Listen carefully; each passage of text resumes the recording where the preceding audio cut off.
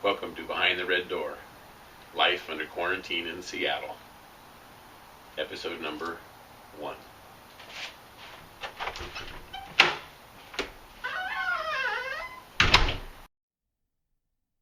So, what is this? What am I doing? And what's with the red door? Well, it's March 28th, 2020, and we are in Bellevue, Washington, which is just outside of Seattle.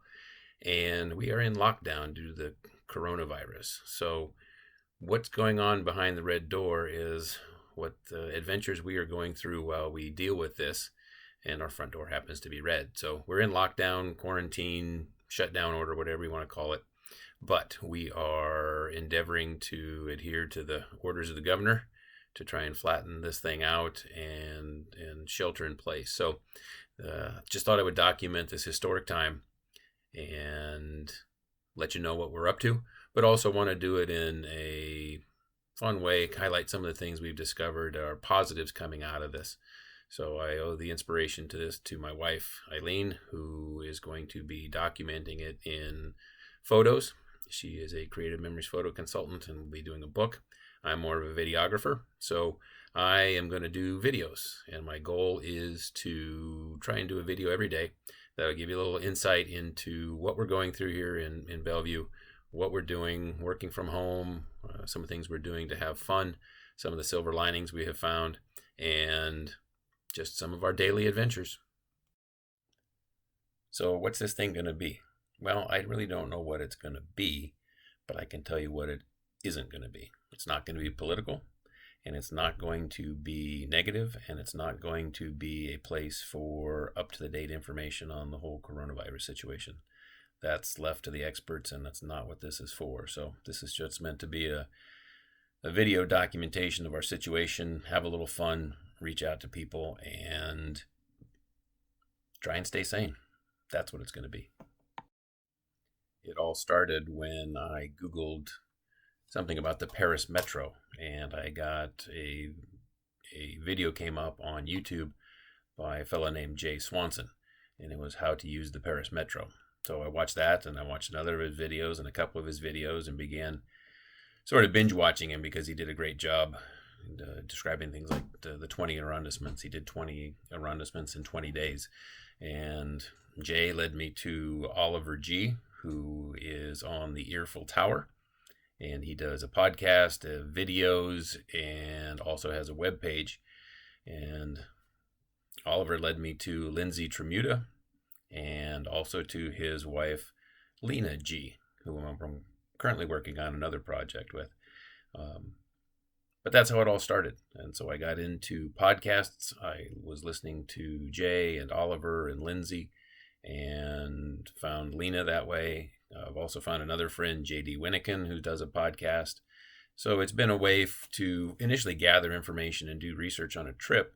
But now that we're under this lockdown and worldwide travel has virtually come to a halt, it's a great way to continue learning about Paris and France, but it's also been a tremendous lifeline to help with a ray of sunshine. We were really looking forward to our trip, but since that's been canceled, and rightly so, it gives me a chance to continue learning, but also something to look forward to. But it is something to look forward to. It's a lifeline. It's a great distraction. So I thought, if nothing else, I would try to do something similar. And you'll see that if you know who these guys are, gals, you'll see little, I'll call them homages to their style, because I really enjoy their stuff, and you'll see me probably imitate it occasionally. Unintentionally or maybe intentionally, but it's not a ripoff. It is an homage, we'll call it, because I really like their stuff. So with that, let's continue. So what happened today? Well, it's Saturday. I meant to sleep in a little bit, but I woke up at 4 o'clock and made the mistake of checking my phone.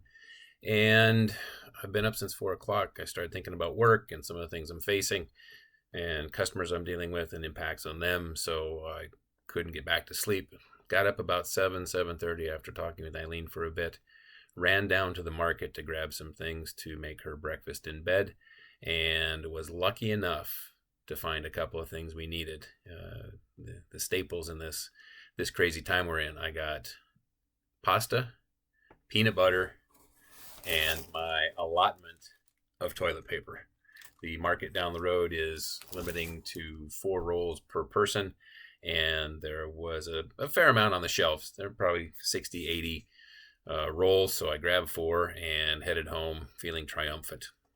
Got home, made Nutella French toast, fruit, and some really good coffee for Eileen. She had breakfast in bed. We ate together and enjoyed some time together, and that's one of those silver linings that is coming out of this. We realize you got to make the most of little situations, take time to enjoy some time together, and then got up and started our day. After that, cleaned up the kitchen and started working on ideas for this video.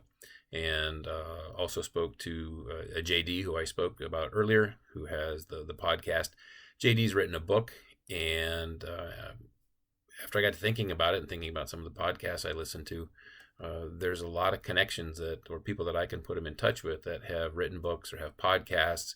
I actually have someone I know that has published books. So he's looking to publish his book. If you know of anybody, let him know. JD Winnikin. And so the rest of the day has been spent playing with this video, having a good time. Also spent some time with my son working on his videos for his baseball career. He's looking to play college baseball, so he's putting together some videos and putting them on a scouting recruiting website. I'll tell you more about him later. But that's what today has been. So all in all, been a good day. Weather's decent. Not great, but I suppose it's a good drizzly day to stay inside and help put a halt to this thing. Okay, that's it for today. I'm going to wrap it up because I know I'm over 5 minutes and I do want to keep this short and sweet.